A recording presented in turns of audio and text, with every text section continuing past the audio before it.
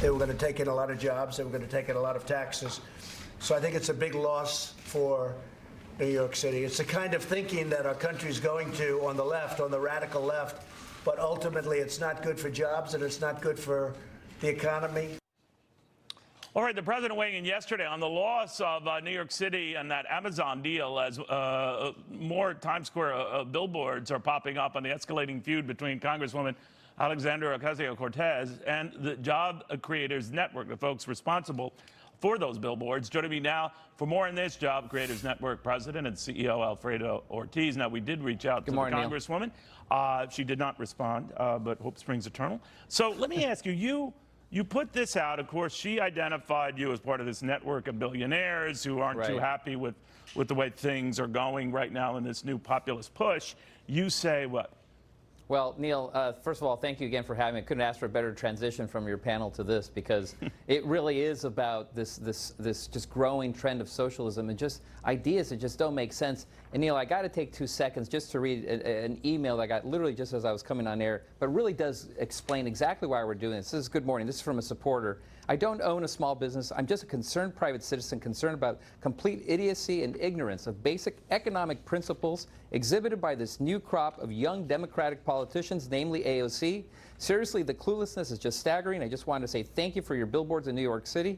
Thank you for responding to this assault on the free market and everything it has given this great country of ours. This is why we're doing what we're doing, Neil, because it is the entire way that our country has really now become the envy of the world is all under attack with the socialist movement.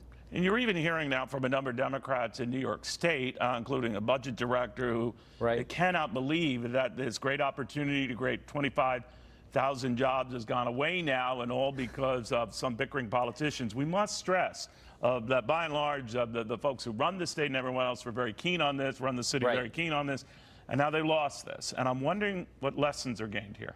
Yeah, and that's exactly right, Neil. I mean, and think about this. I mean, I guess leave it to AOC to be able to bring Cuomo, Governor Cuomo, Mayor de Blasio, the president, and Job Creators Network together on this issue, right? Which is New York City lost 25,000 jobs, a tune of $4 billion in annual lost wages. I mean, this is unbelievable. And then not only was it bad enough that, you know, she's basically was the person really pushing for that. I mean, then she spikes the football, you know, on Valentine's Day and really celebrates this loss. I mean, I've never seen anything like that. And we've got to fight this lunacy because it really is an attack. It's more than that, though. I mean, I get a little annoyed. I know it's a little wonky, and I'm a wonk, I'm a nerd, and all that. I get that. I can live with that. But I mean, that the state was giving the company billions of dollars. I mean, tax credits over 30 years are very different than getting $3 billion up front. And I would try to explain this to people back and forth and all that. That net, the return to the city and the state was going to be humongous. And that's right. That's why so many cities, or better than 200, were competing for this honor. And New York lost it. You know, it's just ridiculous. Yeah, Neil, that's exactly it. I mean, and that's why I wanted to read the email, so thanks for allowing me to do that, because it talks about education, right? And that's the thing that's really missing in this country. And what we want to advocate at Job Creators Network, we got to teach American citizens about, you know, and our residents about basic economic policies in this particular case and how these policies really truly impact your pocketbook and your livelihood on a daily basis, in, you know, every single day.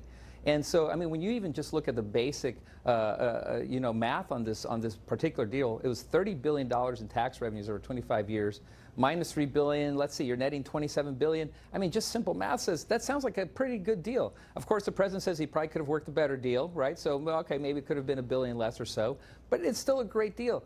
But Neil, the one thing I really want to focus on is the lost economic activity that was for Long Island and for New York. I mean, think about all the different services and businesses that could have helped, you know, that really would have gone to support, you know, the headquarters in terms of, you know, the pizza guy, the deli guy, the barber shop, the shoe shine guys. I mean, all those different small businesses that we represent. There are 30 million small businesses in the country that hire 60 million people. That's 90 million people that are really dependent on success of small business. So that's what we're fighting for. We can be more excited about, you know, the type of attention that this is getting. We need to have this conversation in this country. And apparently all those cities that lost out are now clamoring to say, Amazon, why don't you look back at us, including Senator Cory Booker. Cory Booker, exactly. Newark, come on, bring it over. All right, thank you very, very much. Alfredo Ortiz.